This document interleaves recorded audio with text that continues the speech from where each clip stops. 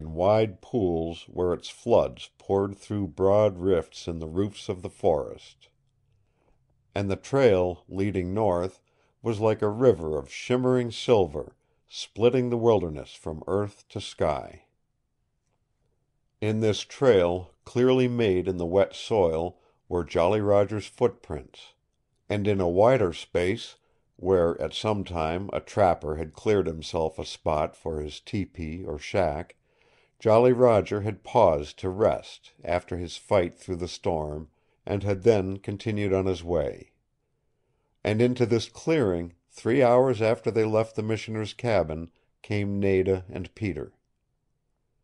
They came slowly, the girl a slim wraith in the moonlight.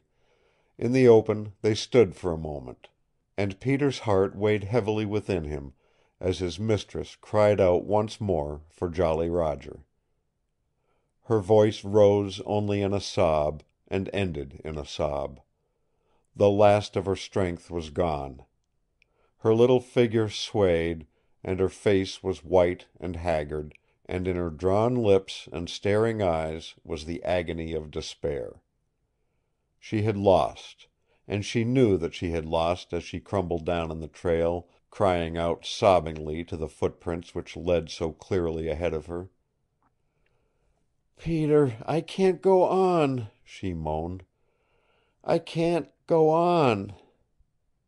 Her hands clutched at her breast. Peter saw the glint of the moonlight on the ivory sheath of the Eskimo's knife, and he saw her white face turned up to the sky, and also that her lips were moving, but he did not hear his name come from them, or any other sound.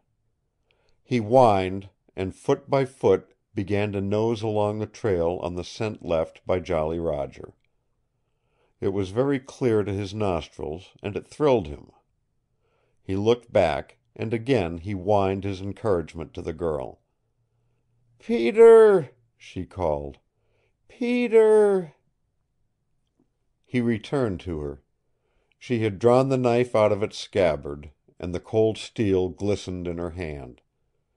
Her eyes were shining, and she reached out and clutched Peter close up against her so that he could hear the choke and throb of her heart. "Oh, Peter, Peter," she panted, "if you could only talk! If you could run and catch Mister Roger, and tell him I'm here, and that he must come back!" She hugged him closer. He sensed the sudden thrill that leapt through her body. "Peter," she whispered, "will you do it?" For a few moments she did not seem to breathe. Then he heard a quick little cry, a sob of inspiration and hope, and her arms came from about him, and he saw the knife flashing in the yellow moonlight.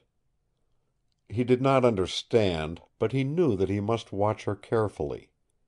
She had bent her head, and her hair, nearly dry, glowed softly in the face of the moon.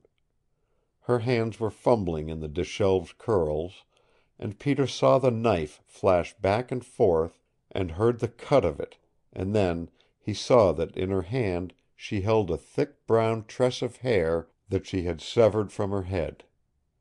He was puzzled. And Nada dropped the knife, and his curiosity increased when she tore a great piece out of her tattered dress and carefully wrapped the tress of hair in it. Then she drew him to her again and tied the knotted fold of dress securely about his neck. After that she tore other strips from her dress and wound them about his neck until he felt muffled and half smothered. And all the time she was talking to him in a half-sobbing, excited little voice, and the blood in Peter's body ran swifter, and the strange thrill in him was greater. When she had finished, she rose to her feet and stood there swaying back and forth like one of the spruce-top shadows, while she pointed up the moonlit trail. "Go, Peter!" she cried softly. "Quick! Follow him, Peter! Catch him! Bring him back! Mister Roger! Jolly Roger! Go, Peter! Go! Go! Go!" It was strange to Peter, but he was beginning to understand. He sniffed in Jolly Roger's footprints, and then he looked up quickly, and saw that it had pleased the girl. She was urging him on. He sniffed from one footprint to another, and Nada clapped her hands and cried out that he was right, for him to hurry. Hurry! Impulse, thought, swiftly growing knowledge of something to be done thrilled in his brain. Nada wanted him to go. She wanted him to go to Jolly Roger. And she had put something around his neck which she wanted him to take with him. He whined eagerly, a bit excitedly. Then he began to trot. Instinctively it was his test. She did not call him back. He flattened his ears, listening for her command to return, but it did not come. And then the thrill in him leapt over all other things. He was right. He was not abandoning Nada. He was not running away. She wanted him to go. The night swallowed him. He became a part of the yellow floods of its moonlight, a part of its shifting shadows, a part of its stillness, its mystery, its promise of impending things. He knew that grim and terrible happenings had come with the storm, and he still sensed the nearness of tragedy in this night world through which he was passing. He did not go swiftly, yet he went 3 times as fast as the girl and he had traveled together. He was cautious and watchful, and at intervals he stopped and listened, and swallowed hard to keep the whine of eagerness out of his throat. Now that he was alone, every instinct in him was keyed to the pulse and beat of life about him. He knew the night people of the deep forests were awake. Softly padded, clawed, sharp-beaked and feathered, the prowlers of darkness were on the move.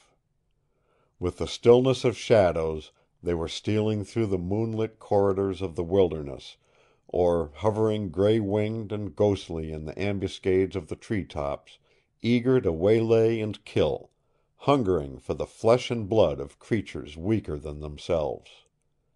Peter knew. Both heritage and experience warned him.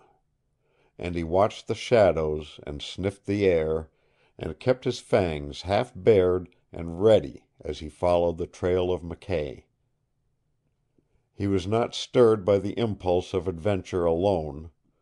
Without the finesse of what man might charitably call reason in a beast, he had sensed a responsibility.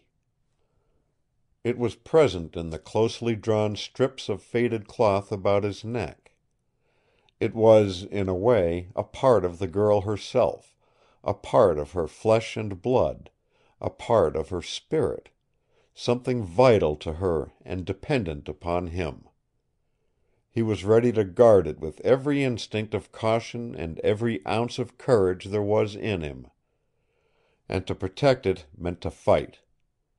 That was the first law of his breed, the primal warning which came to him through the red blood of many generations of wilderness forefathers.